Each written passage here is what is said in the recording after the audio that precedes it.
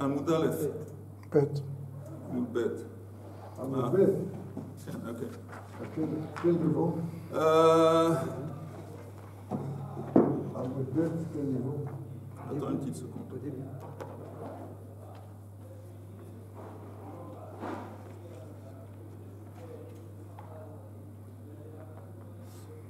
Oui, on va reprendre l'avant-dernière ligne de Samer Chet Amoud Aleph. Et on avait dit que dans la Mishnah, dans notre Mishnah, qui commence le chapitre, il y avait trois catégories de shagag, de shogeg. Premier, c'était le cas où Shocher Yikar Shabbat Basam Alachot Arbe Beshabbatot Arbe. Quelqu'un, on avait dit il y a deux possibilités. Ou quelqu'un qui ne sait pas ce que c'est Shabbat.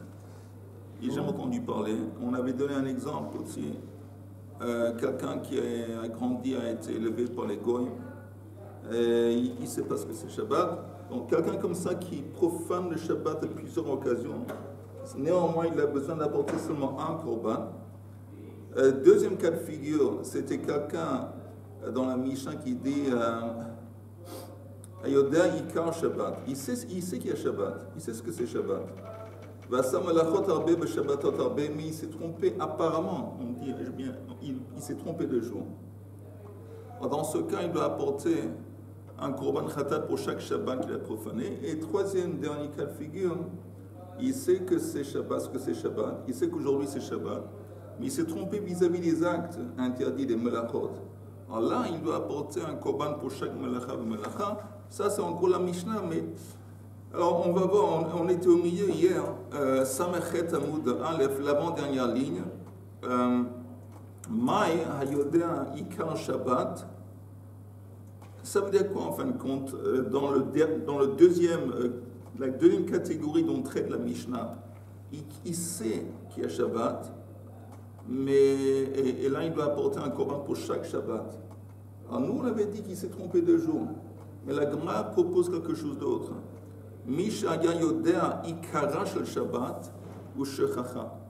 Il a entendu, il a appris au début qu'il y a Shabbat, après il a oublié. Il a oublié.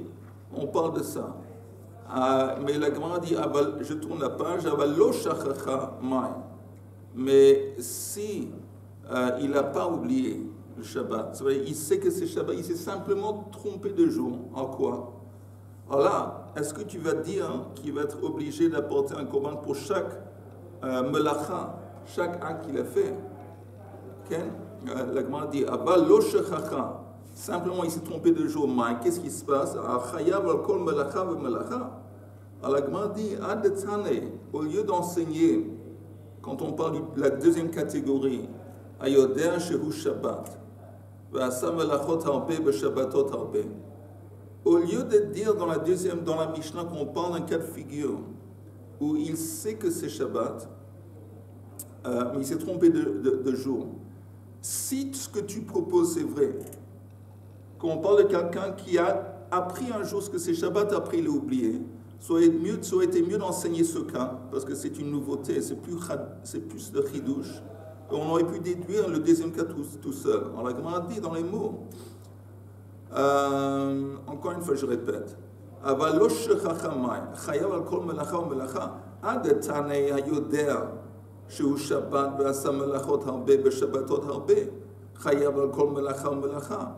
Au lieu de ça, on aurait dû enseigner Litnei Hayodea Ikar Shabbat. Vekol Sheken Ha. Alors pourquoi Kol Sheken Ha? Pourquoi ça aurait été mieux? Si tu, encore une fois, je répète, si tu dis que quelqu'un qui sait ce que c'est Shabbat, mais après il a oublié, il oublie le concept de Shabbat, et tu me dis qu'il est chayav sur chaque Shabbat, alors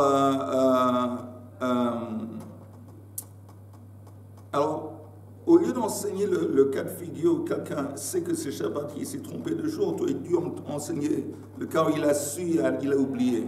Après, j'aurais appris tout de suite à cause d'un kol sheken. C'est quoi le kol sheken? Regardez un Rashi. Litnei hayodea ikar Shabbat. Vous voyez?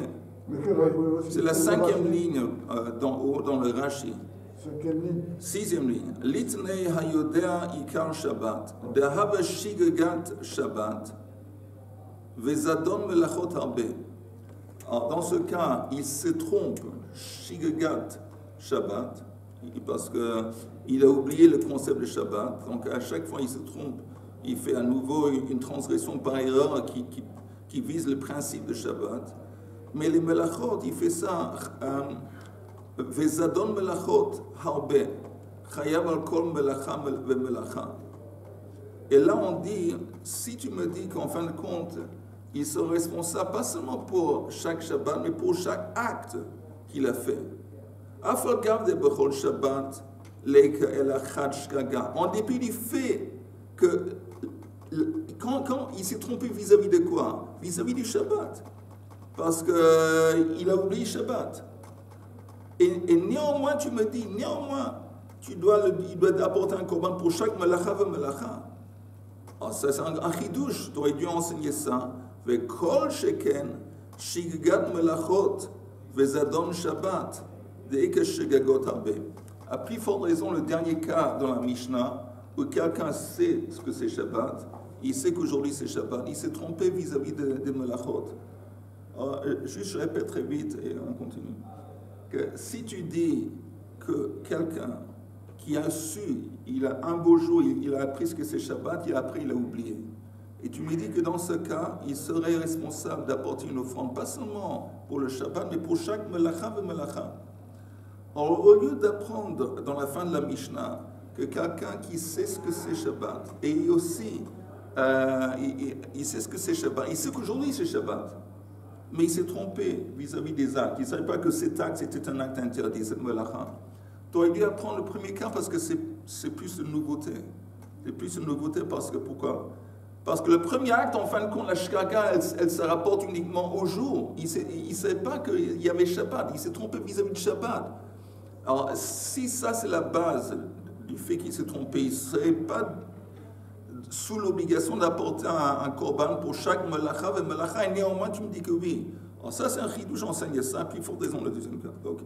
C'est-à-dire la différence c'est qu'avant, maintenant, il sait qu'il existe, il fait un Shabbat, mais pas le vrai Shabbat. Non. On a dit qu'il a appris un beau jour quand il oui, était tout petit. Ça, il a oublié ce que c'est Shabbat, après il a oublié. Voilà, il a oublié qu'il y a Shabbat. Il ne fait pas le vrai Shabbat. Il ne fait pas de Shabbat du tout. Du tout. Oui, mais dans le deuxième cas. Écoute, je vais te dire la vérité. On va rester simple. Si on reste simple, je ne vais pas retourner sur la Gemara. La Gemara est en train de proposer d'autres scénarios. Ouais. Mais si on reste simple, c'est que le premier cas de figure, il ne sait pas ce que c'est Shabbat. Voilà. Alors un type qui ne sait pas ce que c'est Shabbat, après, il va devoir apporter. De toutes les façons. Attends, laisse-moi juste finir. Un korban khatat pour le fait qu'il a profané Shabbat, et on s'en fout de chaque Shabbat, même s'il a profané des douzaines d'années, il a profané le Shabbat, il apporte un korban, parce que il s'est trompé vis-à-vis de Shabbat, il ne savait pas qu'il y avait Shabbat. Ça, c'est ce qu'on avait dit au début. Ça, c'est le plus facile. Plus facile. Deuxième cas de figure, il sait ce que c'est Shabbat. Voilà. Mais il s'est trompé de jour. Alors là, il doit apporter un korban pour chaque Shabbat et Shabbat. Et troisième cas de figure, qu'il sait ce que c'est Shabbat, il sait qu'aujourd'hui c'est Shabbat, il ne savait pas que cette melacha était interdite. Donc, dans ce cas, il doit apporter un korban pour chaque melacha et melacha. Ça, c'est l'explication qu'on a donnée au début. Et la Gemara a essayé de nous donner d'autres options. Et c'est pas important, on peut continuer.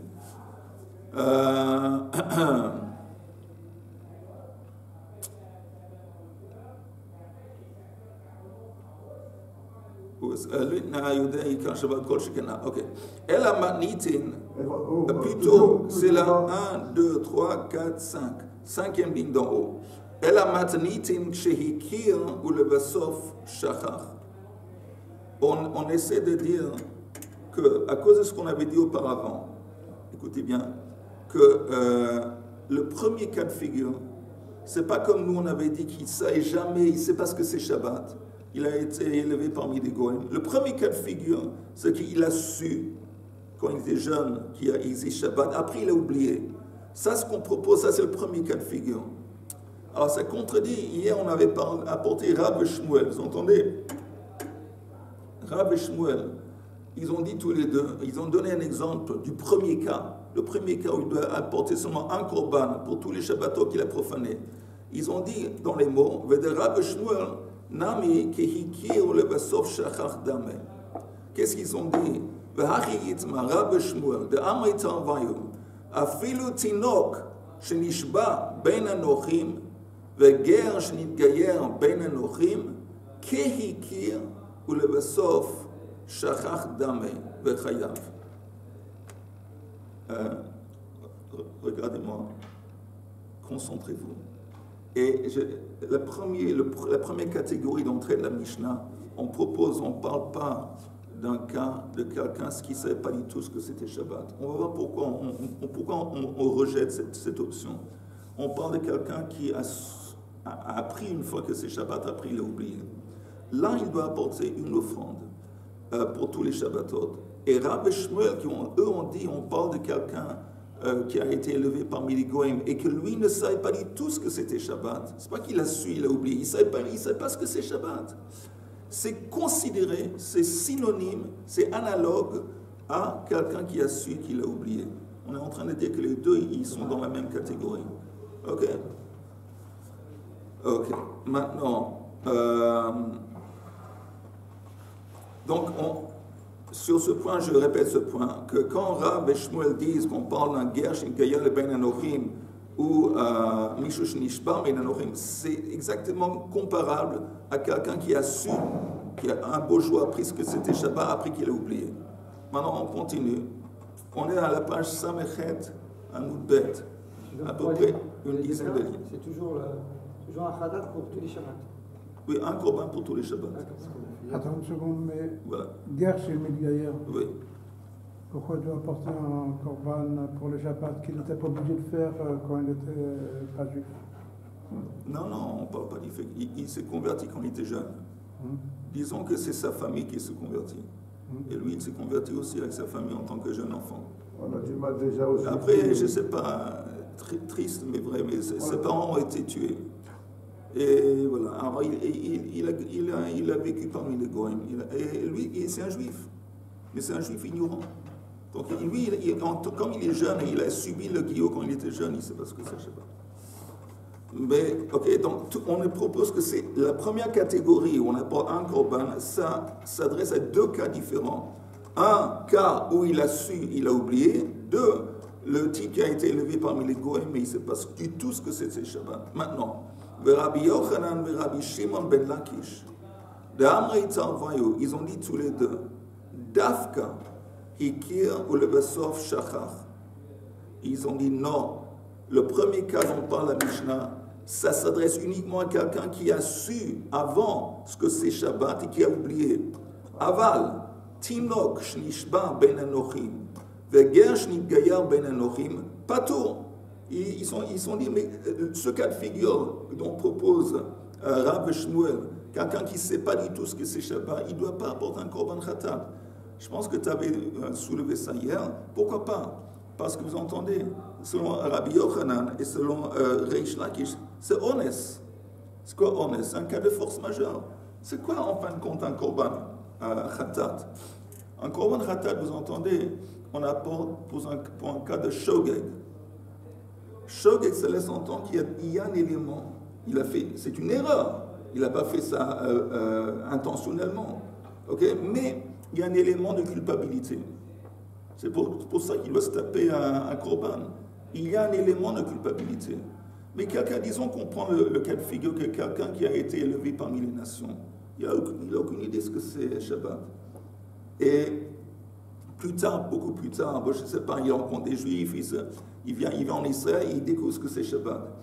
Alors, il ne doit pas apporter un korban pour tous les Shabbatot qu'il a profanés avant, parce qu'il était honnête. Il n'était pas en position de pouvoir savoir. Donc, il n'est aucunement considéré comme coupable ou responsable. Okay? Tandis que, disons, quelqu'un qui a su au début et qui a oublié, on peut trouver des scénarios où il y a peut-être un élément de culpabilité. Donc, on y trouve des circonstances atténuantes. Parce qu'on dit qu'il ne savait pas, il était jeune. Oui. Donc ça, selon... Oui, vas-y. Excusez-moi. Moi, la notion d'oubli, quand on connaît ce que c'est Shabbat, quand on sait ce que c'est Shabbat, Oui, oui. je ne dis pas de l'avoir pratiqué ou pas, je trouve que c'est un peu... Tiré par les cheveux. Ouais. Parce que, bon, n'importe qui, même quand nous, on ne faisait pas Shabbat à une époque de notre vie, on savait ce que c'était et pourtant on le faisait. Quoi. Donc, on ne peut pas dire on a oublié. On l'a fait consciemment. Disons que... On les a fait consciemment. On savait, quoi. Il n'y a pas la notion d'importance. Mais disons qu'il y a quelqu'un qui sait que Shabbat, c'est un jour de repos. Sans plus. Alors, il a appris que c'est un jour de repos, mais il ne sait pas que le jour de repos, ça comprend un interdit de melachot. Alors, mais encore une fois, pour moi, ça me semblerait similaire à un cas de Onès. Parce qu'il n'a jamais eu accès à l'idée. Nous, on parle de quelqu'un qui a eu accès à l'idée de Shabbat et tout ce que comprend le Shabbat. Après, je ne sais pas, amnésie, ou je ne sais pas comment il a oublié. Il a oublié. Mais j'avoue que c'est un cas de figure qui n'est pas évident. Et c'est une question. Non, mais ça arrive qu'on faisait des choses dans notre enfance. On a complètement oublié. Avec le temps, voilà. Ça s'est dissipé. Non, mais il y a peut-être des situations, des régimes politiques qui un lavage de cerveau. Oui. Oui, c'est possible, un lavage de cerveau. Hein? Tu ne connais pas le lavage de cerveau? On est conscient qu'on transgresse le Shabbat. Attends une seconde. Il y a eu des petits-enfants juifs pendant l'Holocauste, Deuxième Guerre mondiale. Non, qui ont été, ils sont nés juifs, peut-être ils ont eu une éducation minime comme ça juive, ils savaient ce que c'est Shabbat. Après, on les a mis dans un couvent, dans une église, je ne sais pas quoi. Et ils ont reçu un lavage de cerveau catholique et tout ça. Voilà, c'est fini. Ils ont oublié. Un traumatisme, ça fait un rejet. De tout. Même un traumatisme. Oui, un traumatisme. Ça fait un rejet Quoi que ce soit, il faut juste comprendre. On avait, et je répète, je m'excuse que je répète tellement, mais c'est pour mieux comprendre et pas oublier, qu'on avait proposé, selon Rav Shmuel, qu'il y a que deux cas de figure dont traite le début de la Mishnah, où on dit que ce type, il doit seulement apporter un korban pour tous les Shabbatot qu'il a profanés. C'est quoi les deux cas de figure? Aussi bien le cas de figure où il avait appris au début et après qu'il a oublié, aussi le cas de figure où il a été élevé parmi les Goïms, il ne sait pas. Il ne sait pas du tout ce que c'est Shabbat. Dans les deux cas de figure, il rêve korban. Le jour qu'il va avoir une prise de conscience et il va comprendre ce que c'est Shabbat, il apporte un korban pour tous les Shabbatot. Maintenant, Rabbi Yochanan et Reish Lakish, ils sont contre. Il dit non, parce que quelqu'un qui n'a jamais su ce que c'est Shabbat, il est aucunement responsable. Il n'y a aucun élément de responsabilité ou de culpabilité. Donc il n'apporte pas un korban khatat. C'est honnête. Honnête, patra rachmana. Ok, alors on reprend la Gemara.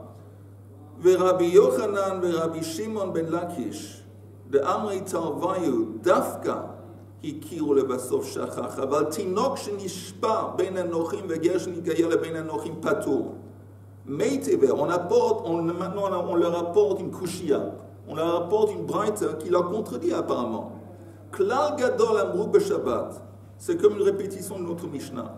Klal gadol amrou b'Shabbat, kol ha-shocheach ikar Shabbat, ve'asa melachot harbe, b'Shabbatot harbe, eino chayav ela achat. Keitzad, mais ici dans la braïta il s'écrit Keitzad. Dans la Mishnah, notre Mishnah, il n'y a pas Keitzad. De quoi on parle? Par exemple, Tinok shenishba le ben anochim, veger shnitgayer ben anochim. Ve'asa melachot harbe, b'shabbatot harbe, eino chayav ela chatat achat. Alors ça contredit. C'est une Mishnah qui contredit, une braïta qui contredit Rabbi Yochanan et Reish Lakish. Là, on nous dit qu'on parle d'un cas où quelqu'un aussi qui n'a jamais, qui ne sait pas, c'est un Tinok shenishba, il ne sait pas ce que c'est. Et néanmoins, il doit apporter une offrande. Vechayav aladam achat. C'est quoi chayav aladam achat? C'est qui pendant sa vie, il a mangé de la viande avec du sang. Alors, et après, il comprend qu'il fait tchouva ou il apprend. Alors, il apporte seulement, il n'a pas apporté une offrande pour chaque fois qu'il a mangé du sang, une fois, un korban. Vala chaylev achat, pour la graisse interdite d'un korban, d'une behema, un korban. Vala vodazara achat. Et s'il a fait l'idolâtrie sans savoir que c'était interdit, un. un korban. Le Mounbaz poter. Mais Mounbaz, lui par contre, il dit non. Dans ce cas de figure que quelqu'un ne savait pas, il est pas tout. Le Kachaya Mounbaz dan, l'ifnei Rabbi Akiva. Et c'est ainsi que Mounbaz avait appris dans la présence de Rabbi Akiva. Où il veut mezid karoui chote. Le shogeg karoui chote. Il dit, comme on voit dans la Torah, que quelqu'un qui fait une transgression volontairement, en toute conscience, ça s'appelle mezid. On l'appelle un chote. Et on voit que la Torah aussi traite de quelqu'un qui fait une transgression par erreur, aussi chote. Donc il y a un hekesh, les deux sont reliés. Le shogeg karoui chote. Ma mezid shahaita lo yedia. Af shogeg shahaita lo yedia. Alors, à partir de ce chote, Mounbaz compare les deux. Il dit de la même façon que quelqu'un qui transgresse volontairement mezid, il a eu une prise de conscience, il savait que c'était interdit au commencement, aussi à la fin, mais au commencement, c'est sûr qu'il savait. La même chose pour shogeg. Quelqu'un qui apporte une offrande pour un khatat, pour shogeg, il est comme le chote dans le sens qu'au début aussi, il savait que c'était interdit, et pour une raison ou une autre, il y a eu un oubli. Ça, c'est l'enseignement de Mounbaz. C'est clair, Yoel? Oui, mais c'est qui ce Mounbaz? C'est un chacham. Je pense que c'est le fils d'une reine qui s'est convertie. J'oublie son nom. Eleni Amalka. Eleni Amalka, merci. Je pense que c'est le fils d'Eleni Amalka. Quoi que ce soit, c'est un chacham. Et c'est comme... Hein? Non, il y a des gens qu'on n'appelle pas Rav. Quoi que ce soit, mais tu as compris sa logique. Oui? Ça veut dire que ceux qui n'ont jamais su... C'est honnête. Oui, donc il n'y a pas de korban khatat. C'est ça là. Ça, c'est le bottom line. Amarlo, maintenant Rabbi Akiva répond à l'enseignement de Mounbaz. Amarlo Rabbi Akiva. Harini mosif al dvarecha. Tu sais quoi? Selon toi, je vais ajouter. Tu compares le mezid à la brioud. Je vais ajouter à ton enseignement et je vais arriver à une situation absurde. Harini mosif al dvarecha. Ima mezid shaita hayedia b'shat maase. Af shogeg shaita lo yedia b'shat maase. Alors, nous, on sait que mezid, ce n'est pas seulement quelqu'un qui savait que c'était interdit au début. Il savait que c'était interdit au moment même qu'il transgresse. Alors, tu vas me dire la même chose pour le shogeg. Que quelqu'un qui est shogeg aussi, tu le compares à mezid. Alors, il est aussi en conscience du fait que c'est interdit au moment qu'il transgresse. Alors, Mounbaz répond à Marlo Hen, oui. Vekol sheken shehosafte. Est-ce que toi, tu as essayé de démontrer que quelque chose d'absurde? Je dis au contraire. Ça marche ce que tu dis. On va voir comment ça marche dans quelques minutes. Amarlo, Rabbi Akiva lui répond, Amarlo lidvarecha, ein ze karui shogeg, el mezid. Comment on arrive à distinguer entre shogeg et mezid? Si tu dis, tu compares le chote, le shogeg au mezid, de la même façon que le mezid, au moment même de la transgression, il savait que c'était interdit. Alors, la même chose pour le shogeg, au moment même. Alors le shogeg, il devient mezid. C'est la même chose. Alors la Gemara dit, ok, à part le dialogue, cette dispute entre Rabbi Akiva et Mounbaz, mais en attendant, cette Mishnah qu'on avait citée, la Braïta, ça représente une kushia sur Rabbi Yochanan de Reish Lakish. Parce que la Mishnah, elle avait dit que c'est quoi quelqu'un qui apporte un korban pour tous les shabbatot qu'il a profanés dans sa vie. Entre autres, c'est quelqu'un tinok, shnishba et tout ça. Et donc c'est contre Rabbi Yochanan et Reish Lakish. Et c'est grave parce que Rabbi Yochanan et Reish Lakish, ce n'est pas des Tanaïm, c'est des Amoraïm. Donc il ne peut pas être contredit par une Braïta ou une Mishnah. Que Tanaïmiha, néanmoins, ça a été enseigné. Keitzad, c'est quoi un exemple de la première catégorie dans la Mishnah? Tinok. Bishlam le Rav Shmuel, Nicha. Alors selon Rav Shmuel, Nicha, ça marche, c'est bien. Parce que Rabbi Shmuel, ils ont dit que la première catégorie dont traite la Mishnah, elle traite aussi de quelqu'un qui ne savait jamais que c'était interdit. Elle a les Rabbi Yochanan et les Rabbi Shimon ben Lakish, Kashia, mais pour eux c'est un problème grave. Amri lach Rabbi Yochanan et Reish Lakish, lo mi ik munbaz de patar. Est-ce qu'il n'y a pas munbaz qui exempte dans le cas de quelqu'un qui ne savait jamais? Anan de amrinen que munbaz. Nous on va comme munbaz. Munbaz c'est un tana. Alors il dit, ok, c'est bien beau que tu apportes la Mishnah, mais on voit que dans la Mishnah, il y a une marloquette. Nous, on va comme Moonbaz. Ok? Ça veut dire que pour nous, on est d'accord avec Moonbaz que quelqu'un qui ne savait jamais que c'était interdit, toute sa vie, il a profané le Shabbat, il n'a pas besoin, quand il fait tchouva, d'apporter un korban du tout. Parce que tout ce qu'il a fait avant, ça rentre dans la catégorie de honest, un cas de force majeure. Maintenant, la Gemara demande Maïta'ama de Moonbaz. Mais encore une fois, c'est quoi la raison de Moonbaz? D'Echtiv, c'est écrit Torah achat yilachem le'oseh bishkaga. Attendez une seconde, je vais juste voir.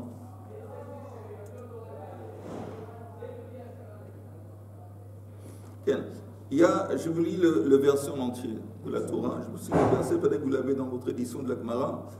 האזרח מבני ישראל ולגר הגר בתוכם, תורה אחת יהיה לכם לעושה בשגגה. Donc on voit que quand on parle de shkaga, il y a Torah achat, c'est pas Torah achat, que ça s'applique également à pas mal de cas différents. On va voir qu'est-ce que ça veut dire, ça s'applique également à pas mal de cas différents. On va voir de quoi on parle. On continue dans la Gemara. Torah achat yilachem le'oseh bishkaga v'samich le. Et à côté, le prochain verset dans la Torah c'est écrit va'nefesh asher ta'aseh beyad rama. Nefesh, je vous lis le verset encore une fois. Va'nefesh asher ta'aseh beyad rama. Beyad rama, ça veut dire mezid, quelqu'un qui transgresse volontairement en conscience. Mina ezrach ou mina ger et Adonai hu migadef. Venichata hanefesh ahi mikerev ama.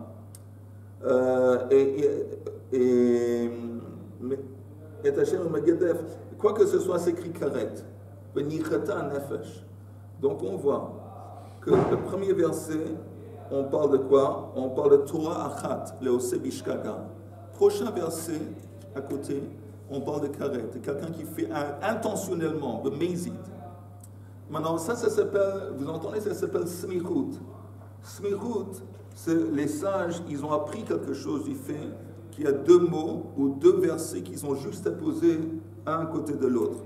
C'est pas par hasard qu'ils sont juxtaposés. Alors, ils ont appris quelque chose, on va voir qu'est-ce qu'il lui, il apprend Moonbaz.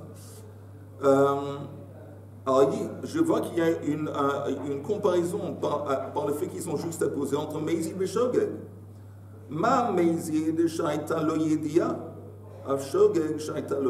Tout simplement ce qu'il avait dit. De la même façon que Meizid, c'est quelqu'un qu'au début, il savait. C'est vrai que plus tard aussi, il sait, mais au début, il savait. Shogeg, c'est quelqu'un qu'au début, il savait, après, il oubliait. Ça, il se base sur ces comparaisons entre la smichut, entre le verset qui dit Torah achat le'oseh bishkaga et le prochain verset qui parle de Meizid. Maintenant, Rabbanan, qui ne sont pas d'accord avec Moonbaz. Ils ont la première opinion, la première explication de la Mishnah, qui ne sont pas d'accord. On avait vu que Moonbaz il disait que même au moment des fêtes, il savait que c'était interdit. Non, ça c'est Rabbi Akiva qui a essayé d'attaquer Moonbaz. Il dit, écoute, selon ta comparaison, tu compares Meizid et choses là, Meizid et Shogeg. Alors, tu peux dire que Meizid aussi, même au moment, la même façon qu'au moment même qui fait l'action, qui fait la transgression, il est en conscience de ce qui est. La même chose pour Shogeg. D'accord, et Moonbaz a dit oui, c'est ce que je pense. Oui, on va voir bientôt, parce que c'est un nishma que ça nous a. Parce qu'après, Rabbi Akiva dit, si c'est comme tu dis, que tu es d'accord, il n'y a pas de différence entre Meizid et Shogeg. Mais la Gemara dit, les Rabbanan, comment les Rabbanan vont comprendre, Hay Torah achat, mai avdele, ce terme Torah achat, qu'on sait que dans ce qui concerne Shogeg, il y a un principe qui s'applique à plusieurs qui incorpore plusieurs cas, que comment eux ils comprennent, le que de Makrele, Rabbi Yoshua ben Levi livré, comme a enseigné Rabbi Yoshua ben Levi à son fils. Torah achat yilachem le oseh bishkaga. Urtiv, et c'est écrit, prochaine page, V'chi tishku v'lo ta'asu et kol ha-mitzvot ha'ele. Il y a un verset qui parle aussi de tishku, c'est shogeg. Quand vous allez fauter et vous allez faire toutes ces mitzvot, quand la Torah dit toutes ces mitzvot, vous allez transgresser toutes les mitzvot, on parle d'une en particulier qui incorpore, vous entendez, il y a une transgression qui est tellement sévère qu'elle représente toute la Torah et toutes les transgressions. C'est Avodah Zarah. C'est l'exemple d'une transgression qui incorpore toutes, ou qui a le même poids que toutes les transgressions, c'est Avodah Zarah. De la même façon qu'on dit que Shabbat, Keneged Kulam, que le commandement positif qui incorpore toutes les mitzvot, c'est Shabbat. Alors, quand ce verset Ki tishku v'lo ta'asu et kol ha-mitzvot ha'ele, et regardez le Rashi en haut de la page, V'yalfinen b'horayot, on a appris dans Masechet Horayot, Zu Avodah Zarah, que quand la Torah dit toutes ces mitzvot, elle parle d'Avodah Zarah, Shehishkula ke kol ha-mitzvot, uchtiv Torah achat, kol ha-Torah b'mashma. Et c'est écrit Torah achat, ça comporte tous les mitzvot, et je retourne à la Gemara.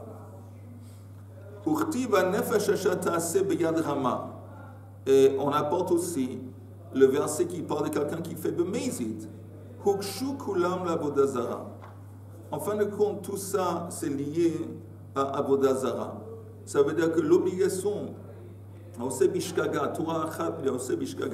l'obligation d'apporter un korban de shkaga, il est lié avec la transgression d'Avodah Zarah. De quel point de vue? Ma lehalan davar shechayavim al zdono karet v'shigagato chatat av kol davar shechayavim al zdono karet v'al shigagato chatat. Vous entendez? Ça, c'est la règle. Que dans quelle situation quelqu'un doit apporter un korban khatat, seulement s'il a transgressé une transgression, que s'il l'avait fait consciemment, b'mezid, ça entraîne karet, ça entraîne karet. Et alors là, quand il le fait par erreur, il doit apporter un korban khatat. Alors le korban khatat, on apprend d'Avodah Zarah que c'est comparable à Avodah Zarah dans le sens que c'est quelque chose, si tu le fais, tu reçois karet, et si tu l'as fait par erreur, tu lui as apporté un korban khatat, ça s'applique à toutes les fois où on doit apporter un korban khatat, c'est seulement dans le cas où il y a un karet dans l'histoire. Et si c'est chayav mita gam? Non. Shabbat? Non, chayav, c'est karet quand même. C'est karet. Il y a aussi mita, mais il y a aussi karet.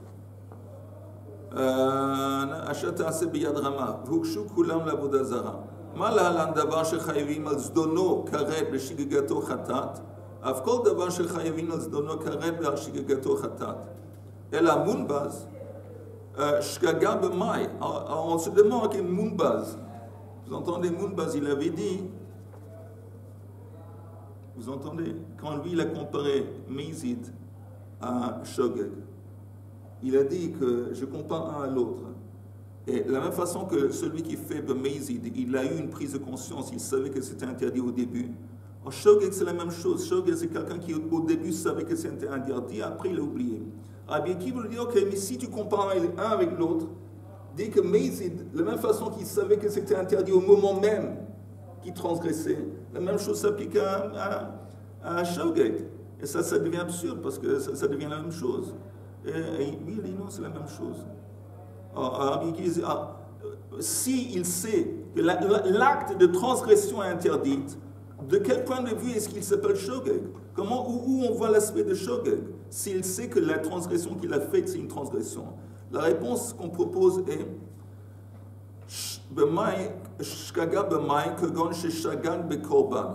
il savait que l'acte était interdit, mais il ne savait pas que la punition pour cet acte, c'était apporter un korban. khatat. Ça, il ne savait pas. Pour être... Hein? C'est la définition du Mehdi? Non. Selon Mounbaz, c'est la définition de quelqu'un qui doit apporter un korban khatat. Lui, il dit que oui, c'est possible que celui qui est obligé d'apporter un korban khatat, il était même conscient du fait qu'au moment qu'il fait transgresser, que c'est interdit. Mais il y a un élément d'oubli avec lui. C'est quoi l'élément d'oubli ou d'ignorance vis-à-vis du korban? Il ne savait pas qu'il devait apporter, il ne savait pas que la transgression entraînait un korban khatat. Verabanan, shigagak korban losh mashgaga. Verabanan disant non. Quelqu'un qui oublie le fait qu'il y a un korban, ce n'est pas suffisamment important pour le mettre dans la catégorie de shogeg. Alors, pour les Rabbanan, shogeg dans quoi? Les Rabbanan shkaga b'may. Quand Rabbanan disent la shkaga, l'oubli, ça doit être l'ignorance, ça doit être plus substantiel. C'est quoi? On parle de quoi? Une machloket. Rabbi Yochanan amar kevan sheshagag bekaret, afal pi shehizid belav. Rabbi Yochanan dit que c'est suffisant que le type, quand il a transgressé, en dépit du fait qu'il a peut-être transgressé consciemment, il ne savait pas que la transgression entraînait un karet. Ça, s'il ne savait pas ça, c'est shogeg. Même s'il savait que c'était interdit, mais il ne savait pas que ça entraînait karet, shogeg. Ok? Vereish Lakish, je ne suis pas d'accord. Non, selon Reish Lakish, l'ignorance ou l'oubli doit incorporer deux éléments. D'abord, l'acte. L'acte lui-même, il ne doit pas savoir que l'acte qu'il est en train de transgresser, c'est une transgression. Et en plus, karet. C'est plus logique, Reish Lakish. C'est quoi shogeg? C'est quelqu'un qui ne savait pas seulement que l'acte était interdit, et il ne savait pas non plus que c'était karet. Ok? Alors, jusqu'ici, je répète très vite pour les sakem. On voit une marloquette. Qu'est-ce que c'est la définition de shogeg? Quelqu'un qui a transgressé une transgression, après qu'il a transgressé, il va apporter un korban khatat. Dans quel cas de figure? Alors, selon Rabbanan, ils disent le critère c'est qu'il a transgressé une transgression qui est tellement sévère que ça entraîne, s'il l'avait fait consciemment, karet. Alors, si maintenant il transgresse cette transgression par erreur, il doit apporter khatat. Ça, c'est Rabbanan. Mounbaz dit que non. Il dit que c'est possible qu'au moment qu'il transgresse, il sait que la transgression, l'acte est interdit. Et c'est possible aussi qu'il sait que karet c'est interdit. Il est en train de karet, mais il ne savait pas qu'il y a un korban dans l'histoire. C'est suffisant pour Mounbaz, cet élément d'oubli, pour le catégoriser en tant que shogeg. Rabbanan disent que non, ça doit être plus substantiel le shogeg. Alors là, c'est une marloquette entre Rabbi Yochanan et Reish Lakish. Rabbi Yochanan dit que pour Rabbanan, le type, il doit être dans un état d'inconscience vis-à-vis de karet. Il sait que c'est interdit peut-être, mais il ne savait pas que ça entraîne karet. Tandis que pour Reish Lakish, non. Il doit avoir oublié ou pas avoir su, même que l'acte, et c'est une transgression. Il doit, quand il fait l'acte, ne pas savoir que c'est interdit, et pas savoir, bien sûr, que c'est karet. Ça, c'est toutes les opinions vis-à-vis de shogeg. Ok. Alors, je continue.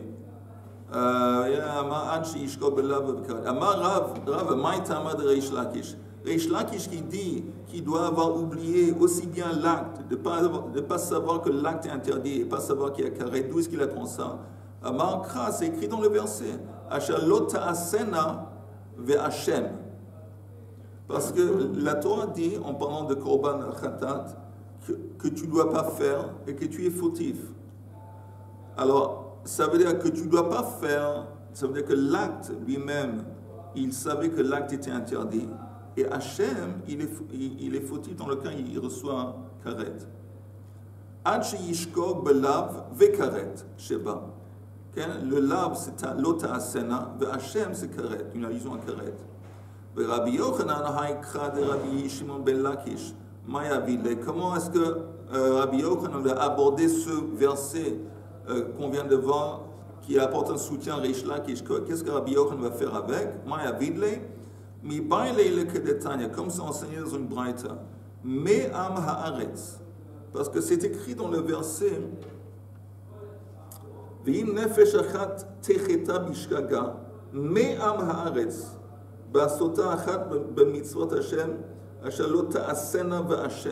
C'est quoi Me'am Haaretz? Alors on voit que ce n'est pas n'importe quelle personne qui fait partie du peuple qui apporte un korban khatat. Me'am Haaretz prat le mouma. Mouma, c'est quelqu'un qui a l'habitude de transgresser. Un mouma, c'est quelqu'un qui consciemment il transgresse à droite et à gauche.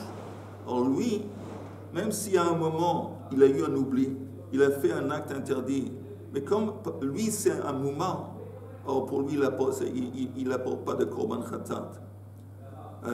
Il se base sur me amharetz. Le mot même, me, c'est-à-dire que parmi le amharetz, il y a des gens qui doivent apporter un korban khatat, mais il y a des gens que non. C'est qui les gens que non? Le mouma. Parce que le mouma, il est comme de toute façon, encore une fois, et consciemment, il a décidé de transgresser. Même si un beau jour, il a fait l'acte dans un moment d'oubli, normalement, il n'est pas shogeg. Rabbi Shimon ben Elazar omer meshum Rabbi Shimon asher lo ta'asena ve'Hashem. Ça, comment lui il comprend, et là on finit. Hashav mi yediato mevi korban.